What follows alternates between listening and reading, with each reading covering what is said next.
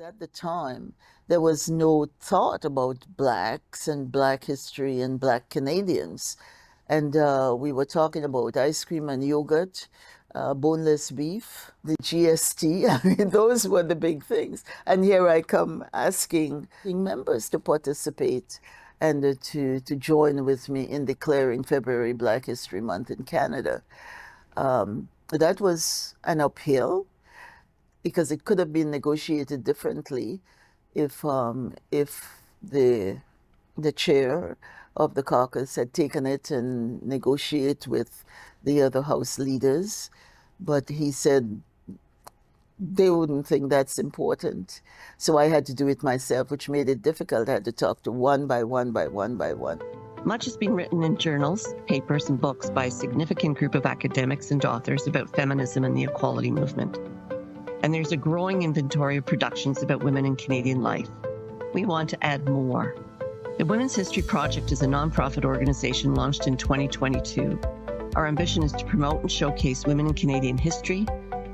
We want trailblazers, leaders, authors, and historians to tell stories about women in the labor movement, at work, in the media, women who took to the streets, equal pay, maternity benefit, the right to have your own bank account.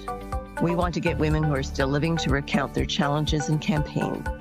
History is rich with stories about advocates, activists, and women in public life at the community, provincial, and national levels, across Canada, in small towns, on farms, in urban areas, women who have used their voice to make a difference. This is 1,000 Voices, 1,000 Stories. The Honourable Jean Augustine, educator, community advocate, politician. Jean Augustine has advocated for women's rights, community initiatives, Black lives, diversity, and equality for her entire adult life. Jean immigrated to Canada in 1960 on the Canada-Caribbean Domestic Program. She already qualified as a teacher but went on to study at Toronto's Teachers College before earning a BA from the University of Toronto. Jean worked as elementary school teacher with the Metropolitan Separate School Board, where she was promoted to principal, then supervisory officer. Jean was first elected to the House of Commons as MP for Etobicoke Lakeshore in 1993.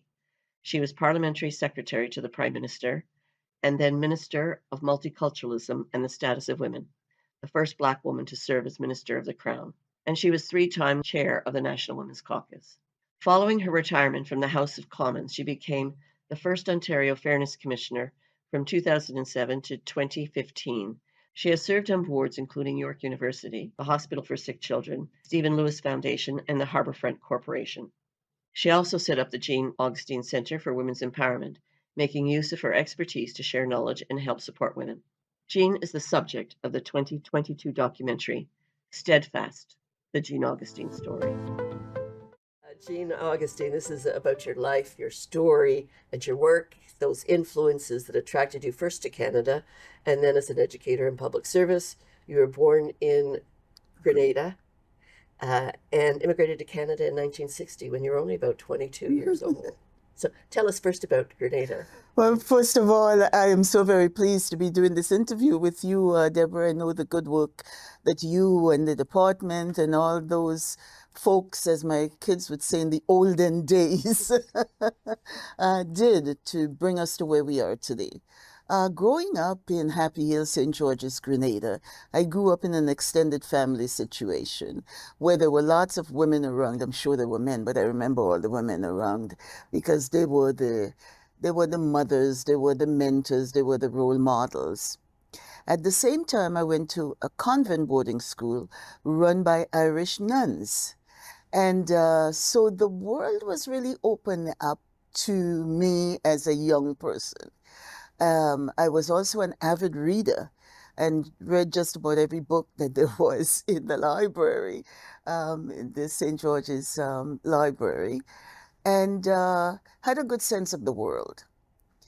Graduating from high school with Oxford and Cambridge Overseas School Certificate, which meant that the exams came from Oxford and Cambridge from England, and there was a special day in Grenada when everybody at a certain level would write those exams.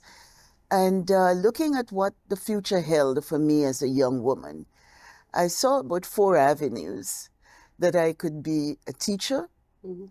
I could be a nurse, I could be a public servant, I can work in a department store, or I can be a housewife, married with children or whatever. So there weren't a whole lot of things that were opened to young women at the time, not just to me, but for young women at the time. I also had a grandmother who believed that there was just so much more for a young, educated woman who believed in education and who used to say things like, education will raise the family nose.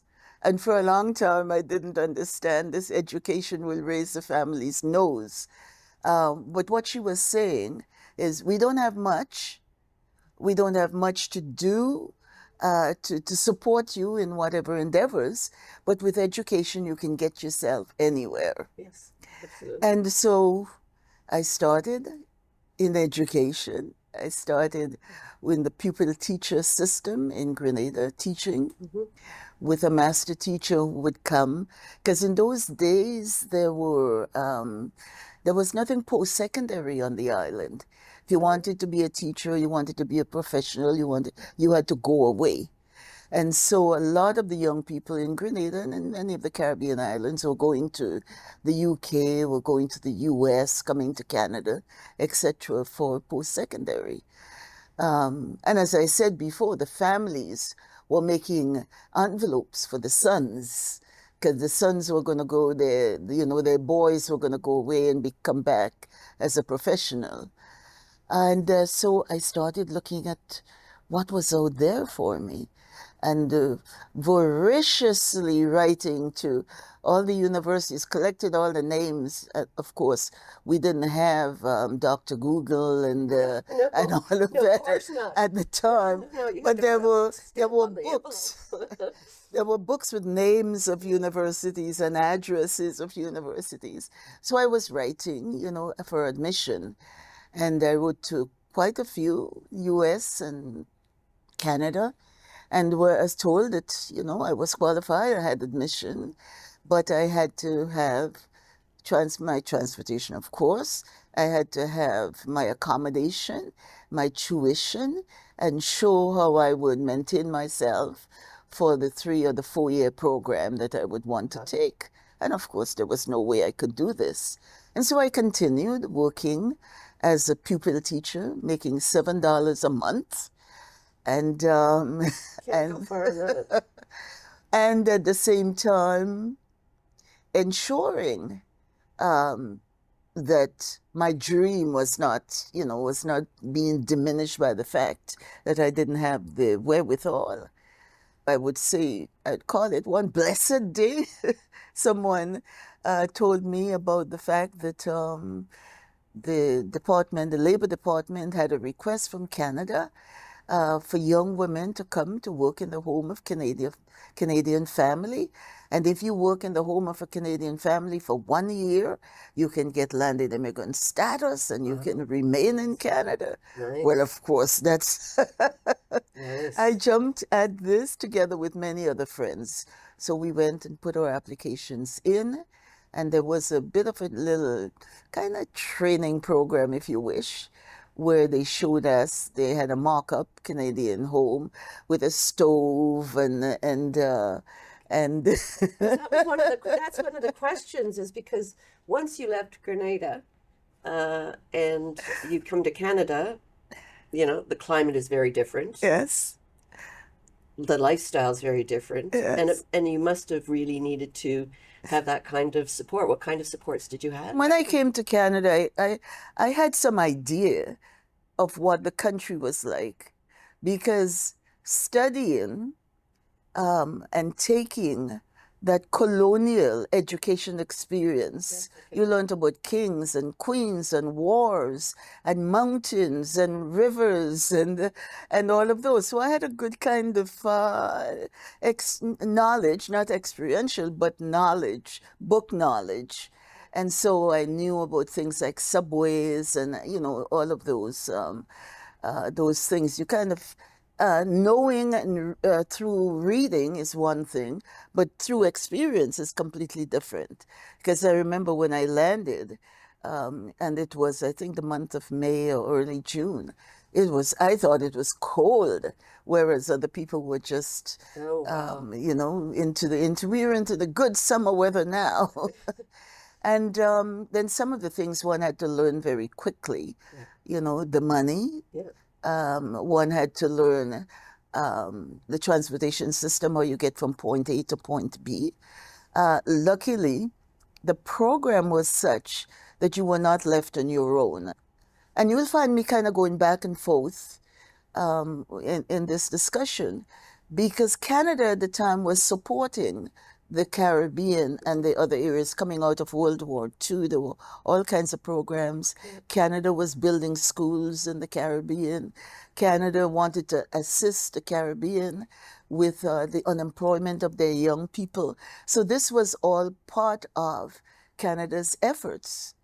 And so the Department of Manpower at the time, I think the name is now changed, but Manpower was the one who did all of the paperwork back and forth and matched young people with Canadian families, and met us at the airport, brought us to the YWCA in Montreal for overnight stay, asked us where in Canada we would like to go.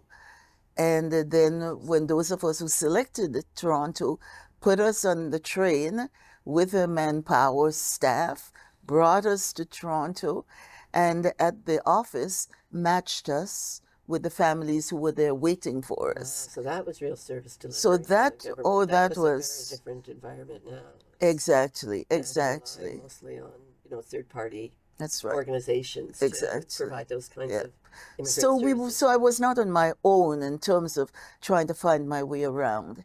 And of course, the families where we were kind of, that we were matched with, the families too were committed to ensuring that this young person not only had the responsibility of what they were being paid for, but also to be almost like family to someone that they realized was on her own. Yeah.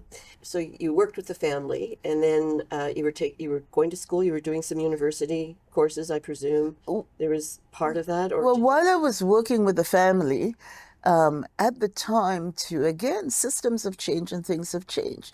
There were all kinds of courses open in the evening that one can go. University of Toronto offered a lot of programs that you can just go and sit. You don't have to register or anything, but you can be part of a kind of educational environment. So once in a while, I would go to one of these universities. I also, at the time, went to the collegiate that was closest. And to take typing, because in those days, typing, if you really wanted an office job, you had to be able to type so many words a minute. It's the only course my father made me take in high school. How sexist was that? You have to take typing because you may not go to university.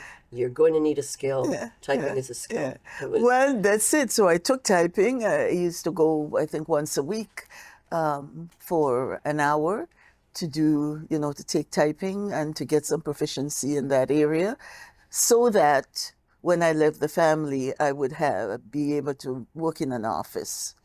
Although education, getting to teachers' college was really my goal. And so that's what I did. I filled my time. We also had a half a day when we were given time off. I think it was every Wednesday or every Thursday afternoon. And so we met at the Y.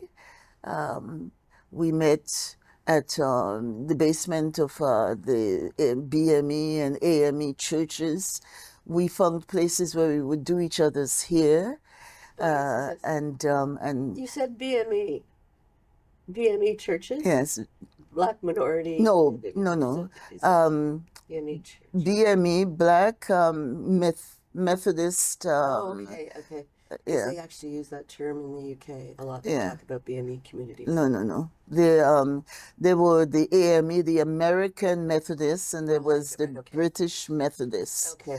And there were a couple of churches where they would allow, then all the young women who were in that scheme, as it were, we would all show up there, and we would cook, and we would do each other's hair, or we would exchange information to give us that sense of belonging, that sense of community, that sense of Did you ever discuss any of those kinds of issues that were percolating, in the 60s, in the late 60s?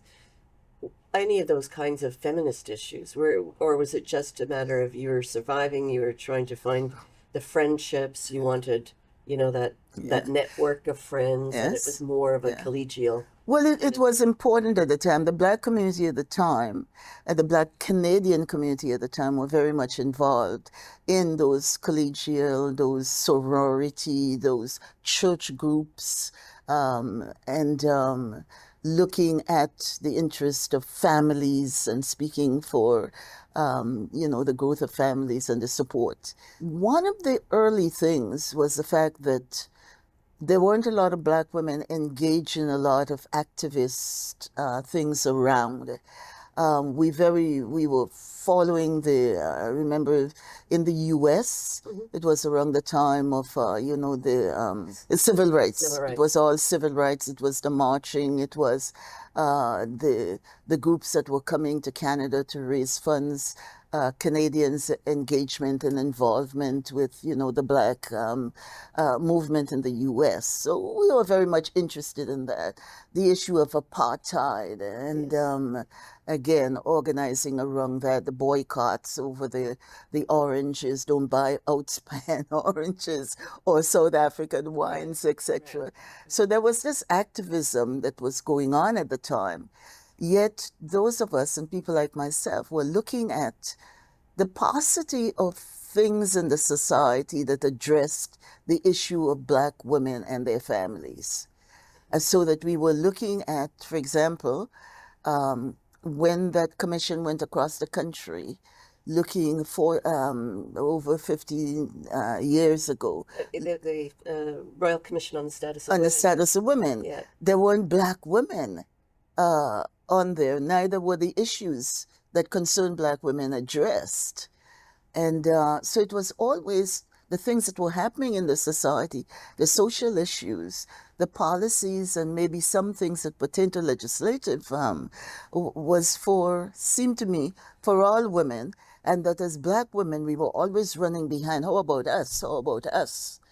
And trying to get ourselves as part of the discussion. I was fortunate in that very early, I met some fantastic women, Jane Pepino, Mary Lou McPhedrin, Mary Eberts, and I can go on. And they embraced and took me into the group. We were the ones who did a crime inquiry.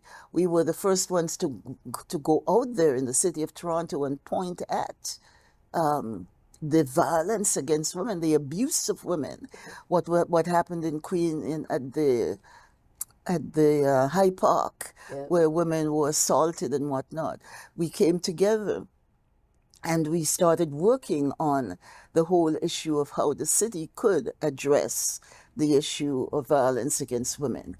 And that brought us into addressing the issues around policing. And that brought us to the issue around judicial education. Yes. And you have people like Pat Marshall and others who were very much in the forefront of that discussion. And that led us to the formation of METRAC, Metro Action Committee on Violence Against Women, and which still operates. Yes. And so things started to move. Women's consciousness, usually it are women in the workplace, women in the marketplace, women in the home. Things started gradually to move in a direction where women's voices were getting heard or getting louder, as it were. At the same time, Black women were not seen as central to this. And for us, and I think to this day, there is still that struggle. It was still a hierarchy. It was white women first, and black women trying to find their way there.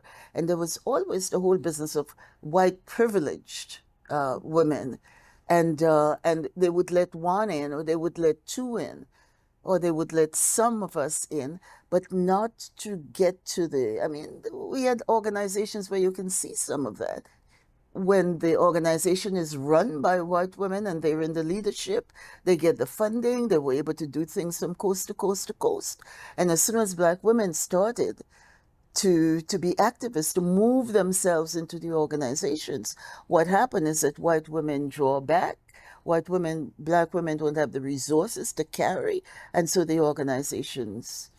You were part of the Congress for Black Women. Yes, Tell us yes. a little bit about that organization, because I'm not Yeah. sure how well known it is, certainly to a lot of white audiences, Yeah. but certainly young women. They may not under really Well, this is understand. why the Congress of Black Women came about as a result of women trying to say, we need to be there, trying to say we need to have our voices, trying to say that if we organize together, Yeah. maybe we can make our voices stronger. And we had been trying for national organizations for the longest while in the Black community. We had the National Black Coalition of Yeah. Canada. We had the Harambe. We had so many organizations where we were trying to reach from coast to coast to coast to bring Black people together to talk about those issues that concern us in Canadian society. Because once we put ourselves out there as a mosaic, and we put ourselves out there as a country of diversity, you know, where multiculturalism and all those things are important, then it was important for all organizations and all groups and Black people to be seen to be part of this. And so the issue of the Congress of Black Women was really to organize Black women across the country to say, look, you're in Vancouver, you're in Halifax, you're in Calgary, you're in Toronto, and the issues for all of us are the same. And so how can we put our voices together? And I think that came up as a really clarion call around the time when the UN put out the call for the decade, the UN decade in 1975. Yeah. We had Kathleen, she was working in government sources, etc. She was on the board, on the committee that was making plans for Canada's involvement in the UN. Very, very active Black women's groups in Montreal, in Halifax, in Who were some of Toronto. those women that Many of them have passed on, now, but there are some who are still around. People like Juanita Westmoreland Traore, who became a judge in Quebec. There was Yolande. What's Yolande's last name? There's a street that's named after her now. And that was also part of the organizing that had to happen. With Black women, we had Black women, English-speaking Black women, French-speaking, and how we put that together. And in the Congress of Black Women, we always had this what happens in this country, this French, yes, this yes, of French course. English Okay, so poet. yes, so You know? you still had to deal with We still had to. those intersectional issues. That's 'cause right, They were, that's you know, right. it's certainly not Yeah. monolithic. Yeah. You know. So I think about 1970, 72 or 73, Kay Livingstone was able to get the women's groups in Montreal and the women's groups to come to Toronto, and we had this big meeting of women talking about the issues that face them and their families in the education system, in the world of work, as I said, in the marketplace and the workplace, and the things pertaining to their children, and laws and policies that didn't seem to support the needs of Black women. And so it was a very, very interesting conference. People like Anne Coos Yes. at the time I think she was a university student. I think a number of young people came from Montreal, and we had a really wonderful conference. I was not one of the organizers, but I was one of the volunteers checking people in, and and at the end of the conference, because people had a really great weekend of exchange, and it's saying, "Wow, this is going on. This is going on in Montreal. This is our situation." And so there was a call to have another conference, and Montreal offered to host. And then we went from there, another conference in Windsor, So you're dealing with Windsor, some of all the Ontario. big issues. And And did you then start making plans to do the lobbying so you could make changes? we started, of course, once we were organized. We were organized regionally. Then you had the national, and then you had provincial bodies, and then we came together to, and to discuss the issues and to come up with recommendations and to to do the advocacy in terms of meeting with and collaborating with other groups and meeting with government people, etc., to put some issues on the table. I expect you were part of the National Action Committee. I would presume Yes, that you would be yes, oh and you yes, would have met oh some very yes, good oh yes. good women there that would have helped They your were cause. just excellent, with the Judy Rebicks and Haviva Hosek, and some of those women were excellent. But at the same time, as you know, what brought about the I wouldn't say the demise, but what brought about the thing was the entrance of Black women into that very white privileged women's groups, and having those women attend to those issues that Black women were concerned about.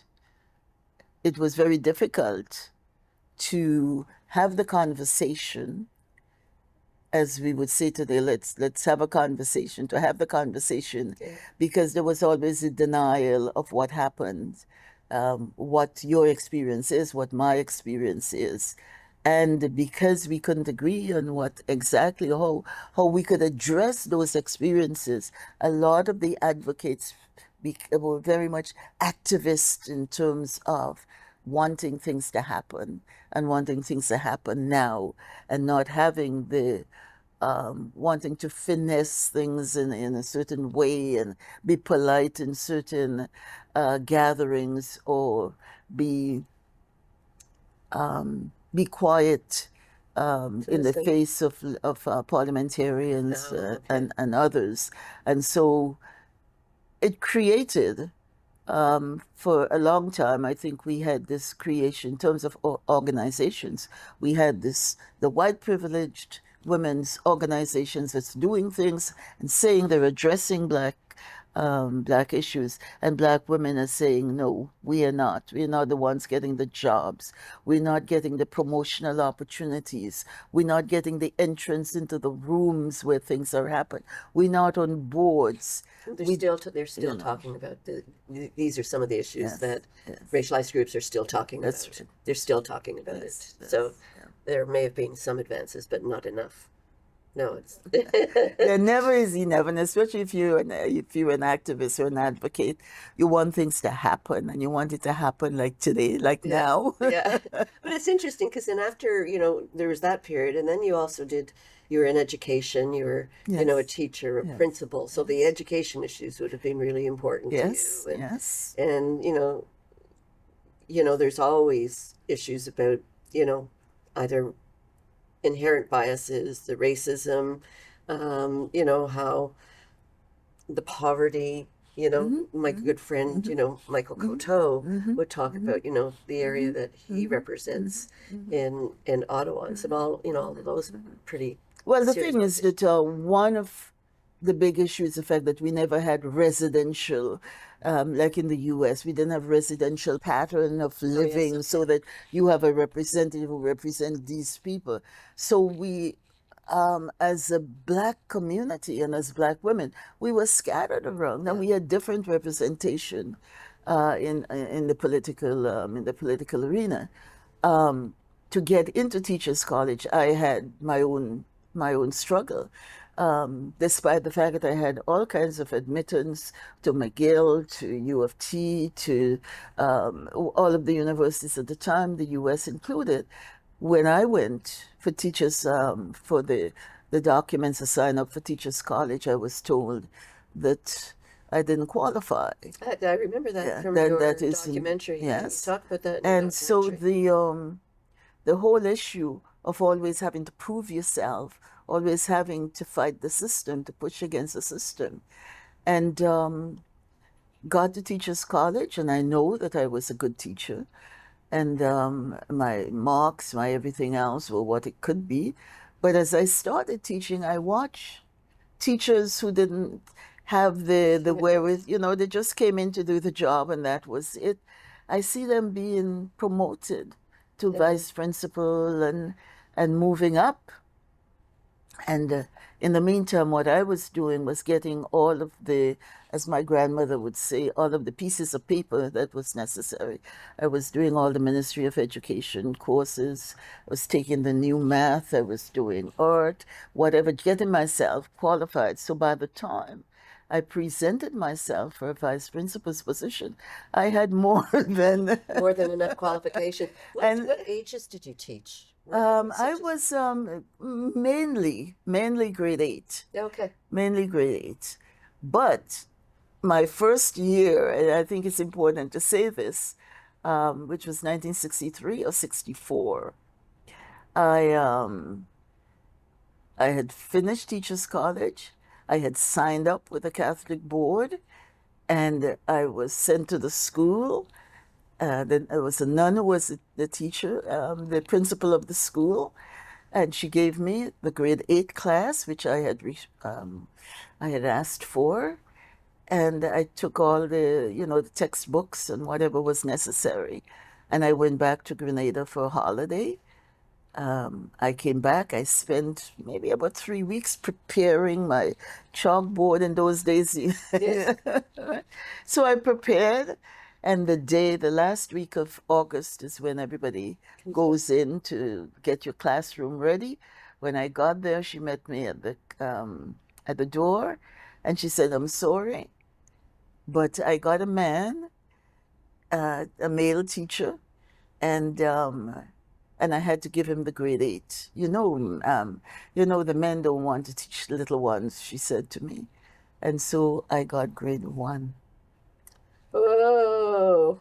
I started with grade 1.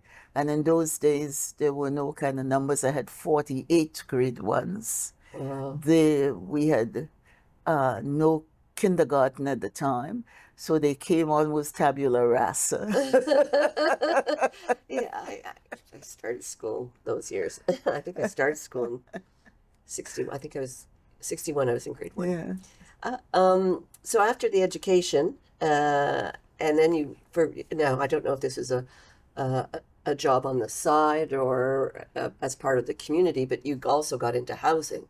So the idea of housing, which, even today there's still problems with housing, but, social housing and education, those are two huge social issues. But I think it's important to understand that all of these years and all of these things that I'm talking about, I just wasn't just going to school and back. I was involved in community organizing. I was building organization. I was chairing different community things. I was an activist. I was writing petitions. So I was very much in the community, doing things. And so there was a day job. And the night job. And then there were all of the activities in the community. And so while I was in education, I was invited to sit on various boards. I was on the board of Harbour Front. Again, Jim Fleming was the Minister of, at the time, Multiculturalism. Had introduced me to Pierre Elliott Trudeau. And when they took over Harbour Front, They wanted some people on Harbour Front to make sure that the buildings and everything else was community oriented, and so I was invited. And then I was invited to be on the board of Hospital for Sick Children, on the board of York University, the Donwood Institute, which was a mental health thing. So I was on different boards. Did you have a family at the time? At this time, you must have had a family. At this time. My daughter was born in 1970. Okay. And so a lot of this was prior to my daughter's giving birth, and at the time when you were a principal in the Catholic system and you got pregnant, when once you start to show, you had to resign your position. Yeah. Yeah, I don't think people understand that to this day. So I had to resign. So I was home for a while and I was engaged in a lot of community work. And what got me back into education was the fact that there were very few teachers who wanted to teach music. And I was a music teacher. I loved the drama. I loved the singing. I loved the plays, the Easter play and the Christmas play and the preparation for First Communion and confirmation. And so I was the catalyst for a lot of the music programs in a few of the schools around. So once I was asked to resign because of my pregnancy, once the baby came, the superintendent, Margaret Lawler, I think was her name, came knocking at my door and said, "We need you back. We haven't had a music A music program. a music program, you know." So they got me back into the schools. What I find interesting is because, I grew up in the same way where, you work, you have children, Yes. or not. Some people decide not Yeah. to, but you have a family. Yeah. And then you take on community work. Yes. You do everything. Oh yes. Oh Whereas young women now, my daughters now, it's family, it's work. yes. Yeah. There's not a lot of time to do anything Yes. else. Yeah. Yeah. They compartmentalize a lot of their lives, Yeah. whereas we just sort of Yeah, felt like well, we had to do it just had to be done, you know. Yeah, you In need the trunk of my car, I always had a kettle, some sugar, I had and a toy box. and just everything in it. So I had a you go toy to the box. meeting, and you know, and all of that came out. Yeah. So you could be part of community. The other thing too, I took my children on a whole lot of the demonstrations and the Yep. protests and the whatnot, you know. You drag them everywhere. I brought them to meetings. My kids knew all about meetings. I'll bring paper and chalk and coloring, and they'll sit on the floor. Campaigns, And all my political campaigns. yes, We started the creches, so Exactly. if we were helping a Yeah. candidate Yes. run for whatever, Yes. we made sure that there was space with children's toys and a TV and a DVD and a you know, and so my VHS. kids knew about meetings. So if I had to go any place, I just say, "I have a meeting tonight," and they'll say, "Is so and so going to be there?" You know, people like Roy McMurtry and a whole lot of people that, you know, we were all into thing, and they got to know folks, and they got to be part of Yeah. also of the community. But the general idea was walking into those boardrooms, I remember when I just lost his name, Harry Authors came to talk, to ask me to be on the board of trustees of York University. One of the Bassett came to ask me as chair of the board for for sick children. And he says, "You know, we hear you're doing great work there and you're not afraid to speak up, and we would like you on the board." And I get there. And Helen Vary was the only woman there. Oh, okay. And I was the only Black woman. I was the only immigrant woman. I was the only, again, talk about intersections. But trying to make my way to understand. And one of the things that I can say for myself, I'm an avid reader. And so I would read all the minutes and the notes and ask the questions and whatnot. And I think people like that when you're on a board with them. I expect you would be better prepared than others. Exactly. When I was a school principal, and we had a whole series of schools, we call them family of schools. There were about 17, I think, 17 schools in the area. And there were some of the guys who never, and I think I was the only woman too. They would never read the thing. They'd say, okay, whatever Jean says. Yeah, I've heard this before where women work twice as hard and are twice as knowledgeable. Exactly. And yeah. Exactly. Yeah.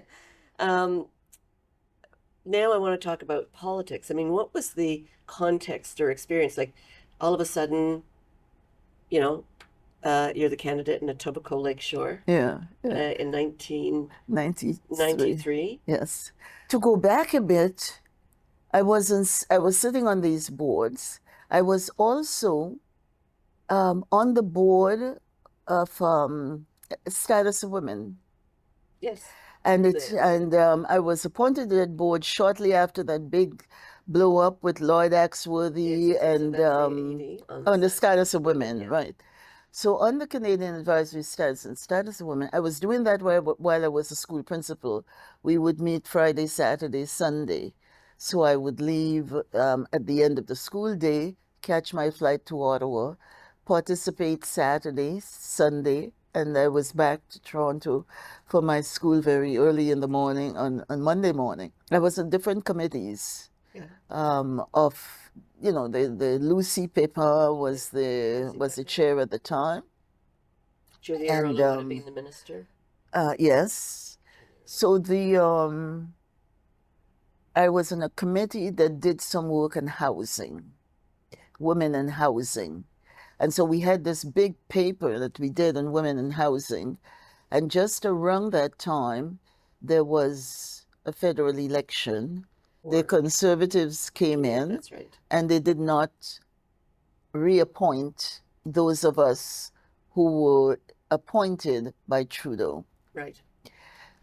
So I came back to Toronto doing my thing, and the mayor called, and he said, that document you were working on with Status of Women, with the Advisory Council, that is really very good. And I think we need to have that kind of thinking going on at the Metro Toronto Housing Authority.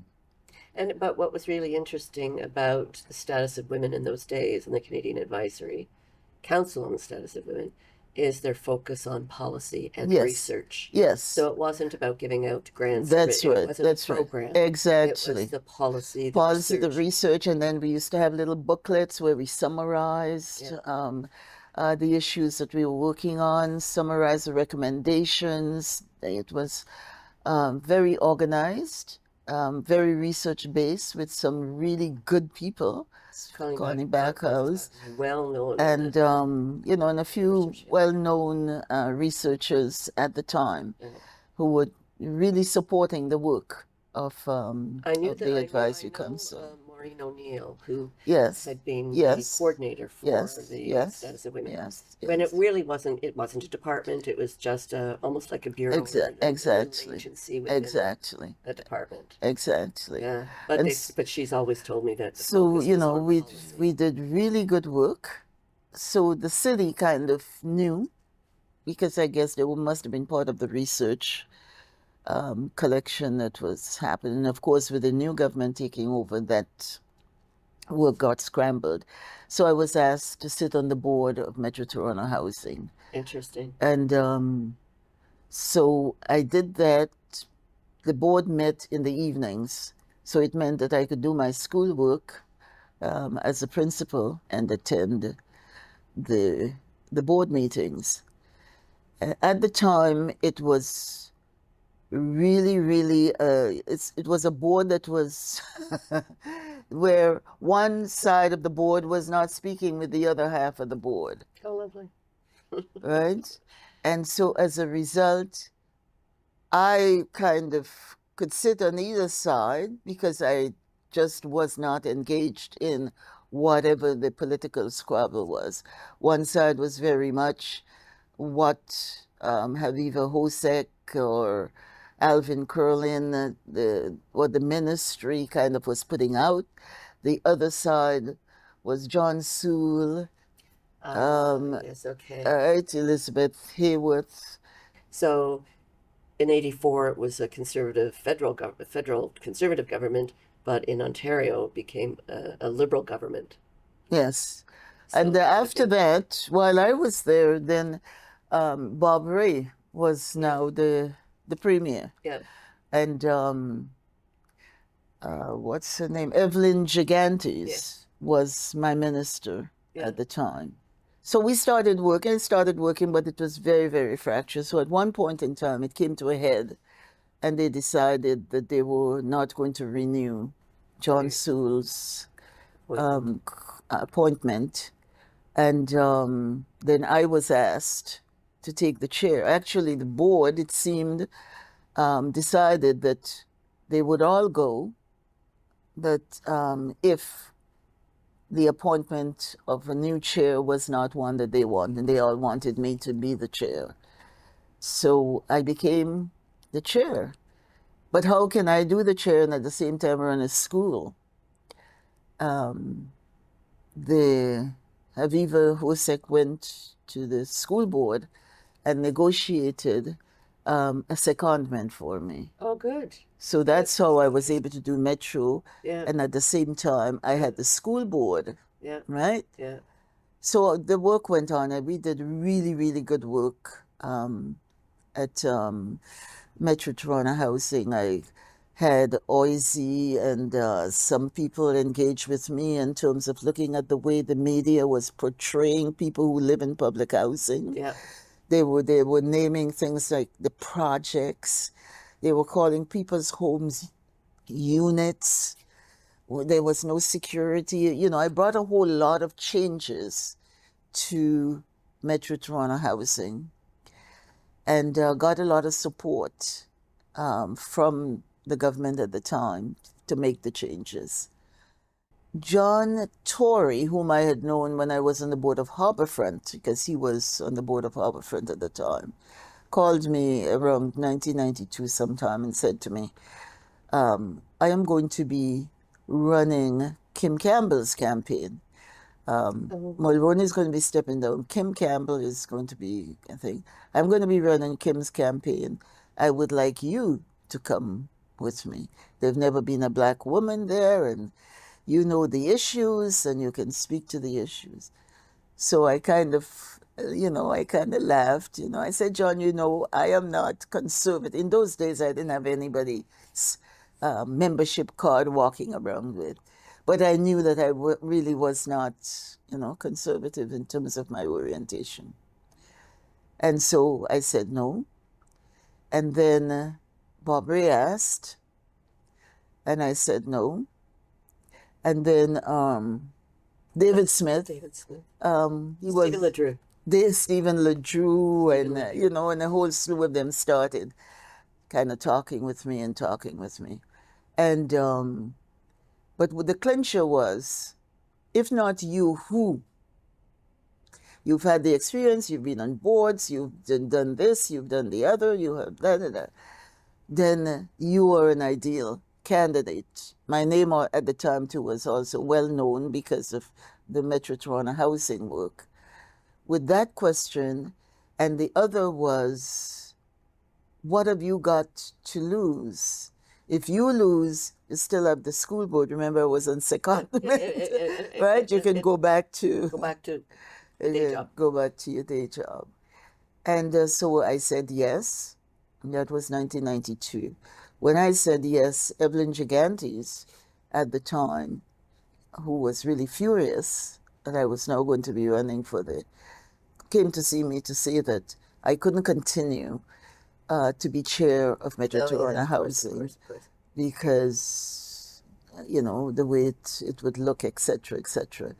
And so I stepped down from Metro Toronto Housing in the beginning, I think, of 93. So once I said yes, then there were problems. The Liberal Party at the time, had, together with Sheila Copps and others, were pushing the whole notion of we want 30% women, 30% women candidates. Yeah, I remember. Of course, they weren't meeting the mark of 30% women candidates because, as you know, women have to be asked, women have to be cajoled, women have to be whatever. And so they didn't. It's also because, you know, nomination fights are expensive and they're ugly and they're Yeah, horrible. yes. So But you then don't those that necessarily they get the women. wanted to, those women that they wanted to support, they found a way to, you know, to help them. And so the privilege was given to the Prime Minister to make appointments. Yes. And so they were talking about appointments. So talking to me about appointments, they'll appoint me. At the same time, when they came up with different places, it just was not, I didn't think that was a winnable seat. So for a long time, I kept saying no every time they came up with something. I said, no, it's not winnable, because I felt if I was going to get out there, I wanted to be in a winnable seat. And so when the Etobicoke Lakeshore came up as a question, there was one person who was right to life and who had gone to all the churches in the area and had sold hundreds and hundreds of membership. Don McCash. Yes, okay. He had sold thousands and thousands of memberships. And so there was no way I could have caught up with that. And so the announcement was made, I think when he made an announcement, is it 9 or 11 appointed women across the country. Yeah, he was leader of the party at the time, not Prime Minister. Right? And leader of the party. Yeah. But mine got a lot of attention because the Star and all the papers, Star candidate, etc., etc. And the disgruntled was saying, well, you know, appointing someone and not letting them go through, it's undemocratic. So we had that whole discussion. Anyway, I started my campaign, and I had worked in that riding provincially because my brother was a provincial candidate in the election previous in the early 90s. Yeah. So. I had help from a lot of people from both at the provincial level and both at the a lot of the party came out. Although the party, the promises that were made to me at the time, I said, you know, I haven't run before. I've not been engaged in whatnot. I need a good campaign manager. I need a good fundraiser. And I need some help to, you know, to find a campaign office and whatnot. Yes, no problem. And as soon as they made the announcement and it was all out there, I didn't see any of them. I had to find my own campaign manager and my own fundraiser and move along. But you were successful. The 93 election was enormously successful. My goodness, I think I won by pretty close to 20,000 votes ahead of someone who was a sitting member who had done really good work in the area, whom I loved and respected, you know, but as Muhammad Ali said, I whooped him. Well, that's yeah. I want to just do a little. You know, we have about 15 minutes left to have this conversation, and I just wanted to find out. So you're a new member of Parliament. You're the first, you know, black woman to be elected, and you became Parliamentary Secretary. And I think at one point were you like Parliamentary Secretary to Jean Chrétien, the Prime Minister? And yes, and then I was Secretary of State for. When I got to the Parliament of Canada, no one had thrown breadcrumbs. There was no mentor or role model who had gone ahead there that I can say I'll follow this specific track. There were two black men ahead of me, and who had gone into the Parliament before me, and that's Lincoln Alexander and Howard McCurdy. But by 1993, they were gone, and so I had to make my way in that oh my gosh place. And I call it, and I'm sure you've heard this, a place built by men to do men's work. Yes. And, you know, and some of the things that we had to deal with, especially when I became right off the bat the chair of the Women's Caucus. Yes. And There were issues we had to deal with. Where can we find a washroom, women's washroom? Right on that front hallway was a huge washroom for men. I think they've changed it now into two.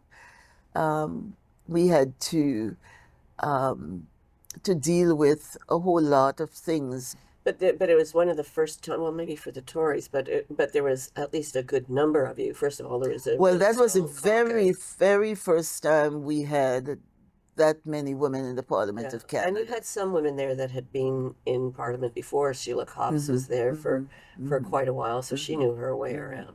But it's not like when I was talking to Judy Arola, and when Judy Arola was elected, there was only 2 women in cabinet. Yes, yes. But the Prime Minister got Mark Lalonde to mentor her, like to hold her hand and help her in the first 6 months so that she could get acclimatized and understand what it's all about. Well, they had a bit of mentoring after we were elected, or during the campaign, the last few phases of the campaign.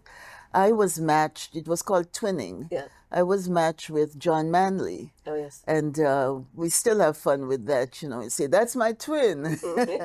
And so his staff would help to gather information for me. And when we got to Ottawa, of course, the whole business of where the offices are, or to find the offices, all of those logistics, telephone numbers and whatnot, like I can go to his office for whatever help, or I can get some intelligence from him on different issues. But that was helpful. And we also had the women who were in the Senate at the time, who were also people like Ann Cools at the time. Yes. Was very supportive of. And Joyce Fairburn. Yes, Joyce. So Joyce would have been very helpful. Yes. So they were very. So it helped to find one's way around. So what were some of the greatest accomplishments? Because you were there from 93 until 2005, 2006. So that's a long time. Yes, well, I was minister. So yes, I was first Secretary of State for multiculturalism and the status of women. Those were 2 big portfolios. Looking back, they split it afterwards. Yeah. But I was running from one office to the next. Staff responsibilities, status of women, staff responsibility, multiculturalism. What were some of the issues that you were working on? Do you remember some of the issues that you were working on for status of women? Yeah, I think the issue around gender, the gender-based analysis, Yes. well, that was the big thing. And making sure that we looked at all of the departments as they bring whether it was called for resources or whatever program plans or whatnot, that they had the gender lens in there. And they still use it today. Now it's even stronger now than it was then. In the early days, it wasn't that strong. Oh, It yes. didn't have the teeth that it does now. Oh, yes. And so, I mean, those were important issues. And again, the issue of inclusion, although they didn't call it inclusion, but it was the beginning of the discussion that you can't put any group or committee or whatever unless, we had a number of women's involvement and engagement. We had a push for women getting placed on committees, like now the heads of chairing committees, because there was a time there were no women chairs of any of the committees. And I guess the orders and council appointments too, there was big changes there. So there would have been a lot more women appointed to various Yeah, we were. federal boards. This was also part of, so it was really a lot of policy work and a lot of work with the communities to understand where we were going and where we were heading. And again, having come through 1975 and the setup of the status of women's offices provincially and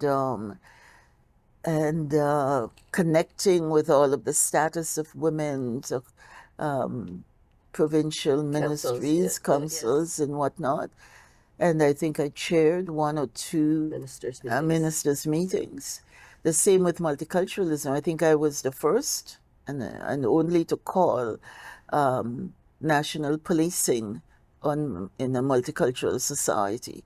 Brought Australians, British, Americans to talk about how you police in a multicultural society. The other big thing was your work around Black History Month. I mean, Yes. that was probably one of your Well, crowning kind of your legacy. yes, One of the there are two things I look at as part of my, or three things I look at as that I think is important legacy.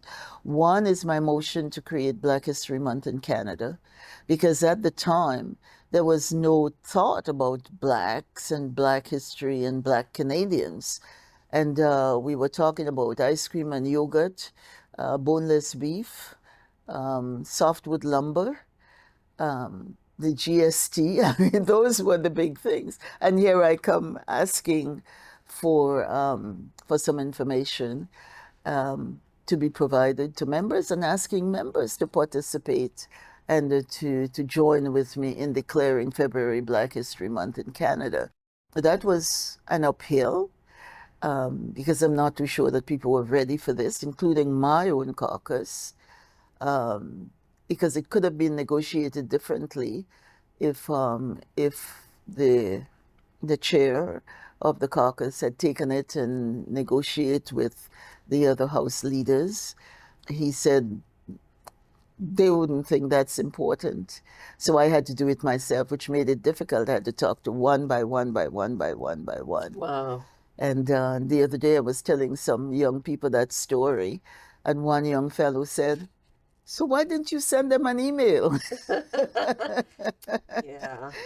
But I got that. So I consider Black History Month, when I see it celebrating from coast to coast to coast, and the things that's happening in entertainment, in religion, in the religious circles, in corporate Canada, in the whatnot, Federal Public Service, you know, they do, everywhere. the whole month is Yes, really yes, focused on yes, yes, diversity, yes, inclusion, yeah, guest speakers. You know, every department has guest yes. speakers. And the other thing that I'm very proud of is the fact that I was able to put forward the motion to get the person's case on Parliament Hill, the famous five. Yeah. And I know that a lot of times the stories are told, nobody remembered that I spent the whole day trying to get that motion for the person's five, that for the statue to be placed on Parliament Hill, and have John Nunziata each time say no.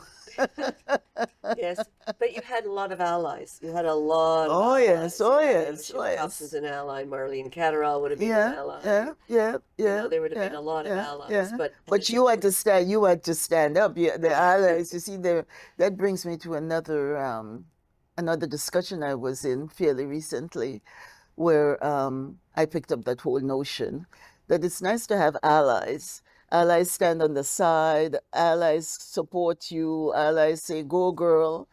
But this person would say, "I don't want allies, right? I want accomplices. I want someone who would drive the getaway car with me." Oh, that's a good. You know, so I kind better of analogy. I've been saying, but yes, because Sheila Copps had to rescind the motion that said only dead monarchs, prime ministers who were nation builders, statues could be on Parliament Hill. Yeah. So she had to get that out of the way, and then I had to work with Marlene, who was the House thing, to get it on the order paper. on the order paper, and then I had people like Patty Torsney, who at one was really helped to clinch it at the end, because after John had been there all day, each time I would have to stand up on a point of order. And Peter Milliken also has to be given some credit, because he just let me do the point of order. So he was a speaker. He was a speaker at the time. And so we got the person's... And it's a beautiful statue. It is a gorgeous statue. And everyone says, you just don't miss it when you go to court. You have to see it. Yeah. And the third thing that I'm very proud of is the fact that for the very first time in the Parliament of Canada, I mentioned sickle cell disease, because sickle cell disease is a disease that is very prevalent in the Black community and in the Mediterranean. Mediterranean. That's the word. Mediterranean. Yes, and have gotten really good research, really good things that are happening right now in the area of viewing sickle cell as something that is important to be part of any kind of medical, discussion on diseases in Canada. This has been really, really, really interesting. There's just two very quick last questions. If you had to do it all over again, would you do it differently? No, if I had to do it all over again, I'd do the same thing, because I think circumstances, right? The right person in the right place at the right time, with the right amount of, of supporters and whatnot. And I'm not too sure that doing it differently would create the synergies, would get the same results. There is also something that I say quite often. I picked up way back when, I don't know. Opportunity dances with those on the dance floor. Oh, nice. So I've been on the dance floor when opportunity came to do what and to present, my case to those for whom it mattered. So this then leads me to the next question: is what advice would you get? What advice would you give young women who want to make a difference? You'd probably tell them to get on the dance floor. Yes, I'll say be bold, be brave, go with your gut, because in a lot of instances, it's what is in your gut. You just want to make sure that you don't allow others to dictate where it is you want to go. And that old poem written by, and I just lost his name now, it's the two roads lead off you take the one less traveled by. Yes. Okay. We'll find out. We'll find the quote. The road less traveled. Yes. It's not the road less traveled. We'll find the quote. Anyway, this has been really, I can't thank you enough for doing this. Thank you. I want to talk to women who inspire other women. Yep, so yep. You've got a very inspiring story. So thank you very much. Thank you. Thank you. I'm Deborah Davis, President and co-founder of the Women's History Project. This has been the Women's History Project production, with thanks to our sponsors, partners, and special guests.